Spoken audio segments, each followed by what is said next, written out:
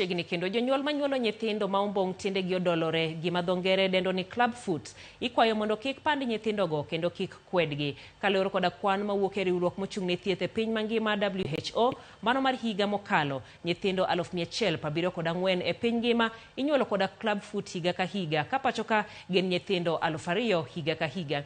Kata kamano, nyithindo monyuol koda club foot inyalo rie tiendegi ka giyudo thieth mapiyo machakore kata ndalo 2 bang' nyuol. Joyce Oduor gi ler mathoth. Thieth ma Jaramogi Oginga Odinga Teaching and Referral Hospital e kaunti ma Kisumu Jaramogi Agustino Chieng wuoro manigi nyathi manigi ng'ol mar club foot. Agustino kelo nyathine mondo riene tiende. Olero ni nyathine ne onyuol ka tiendege ni kamano. Nyathini kane onyuole ne onyuole Miriu level 4 kanye mane daktari miluongo ni Kennedy Ayer doctor in charge nofwenyo ni en gi problem e tielo miluongo ni club foot. Koro kanyo daktari no mi chiwo transfer letter kodhi Homabay, then Homabay omiye referral letter okele go Jaramogi Oginga teacher. Koro kanye mane kane okele ka nopongo timne gimoro miluongo ni tenotomy. Agustin wacho ni ne orwako chal mar nyathine kendo chako yor thieth.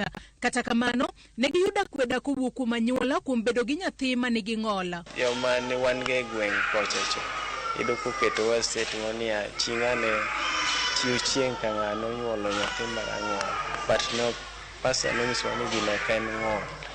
Enene gimoro ma ng'ato nyalo duogo to ng'o e ngima ma kawaida. Akweda ma nyithindo manigi ng'ol mar club foot kale ema omiyo Winfred Atieno bende okelo nyathine e klinik kae mondo okonye. Winfred wacho ni nokawo ting' mar nyathino to kanyuola mare kwede. Nokele korwakne short gi sleeveless machal gi mara kama.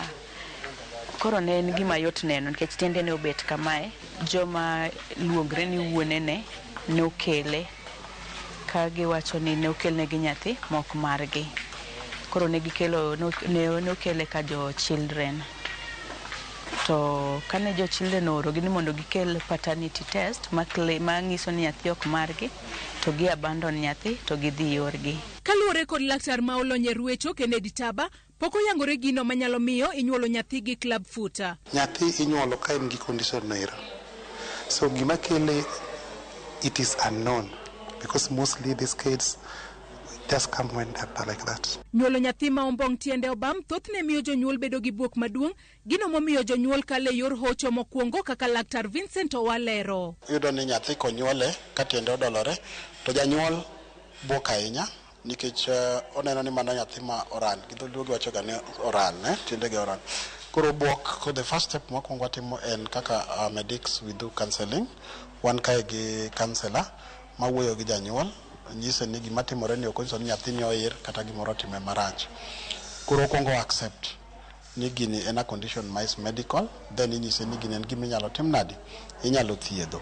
Koro koseyie o consent o sign ni mondo koro daktari nyalo proceed mondo mi okonye mondo e wuodhni mondo nyathi ochako wuoth maber.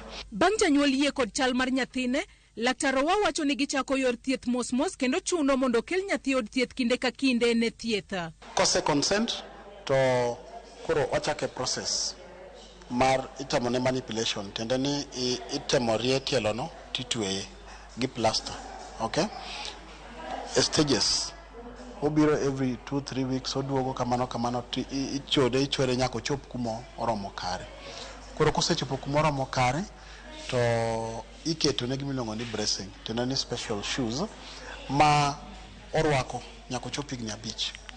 Koro kaka omedo dongo e kaka imedo wheel watch go be waloso ka kaka omedo dongo e kaka imedo wheel watch nyaka wabed sure ni tiende no en stable kendo nyalo wuotho makoro without gi wuoche ma normal. Kata obedo ni thieth yudo nono e od thieth mar Jaramogi Oginga Odinga Teaching and Referral Hospital, jonyuol manigi nyithindo manigi club foot yuago pek mar nengo mar wuoth kod nyiewo gik madwarore e konyo e yor thieth.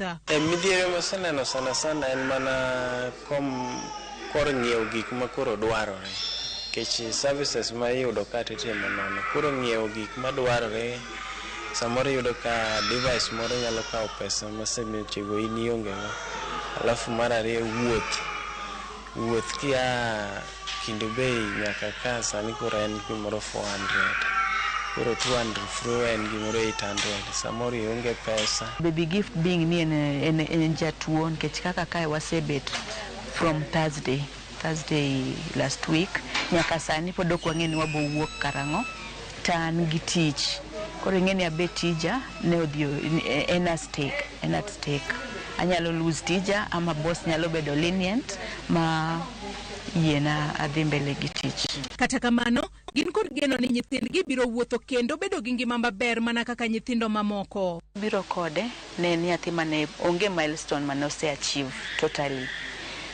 Koro jogo ne omiye thieth, Jorasho osemiye thieth maber masani en a social smile, onyalo smile, onyalo tugo, onyalo roll gie. Watu wang'e kaka wanene kecho kwana mwangu bedo gi ng'ol bila ne familia. Koro wan wasebedo motegno kendo ne wan gi geno ni kijana biro wuotho kendo biro go mpira kaka jomamoko.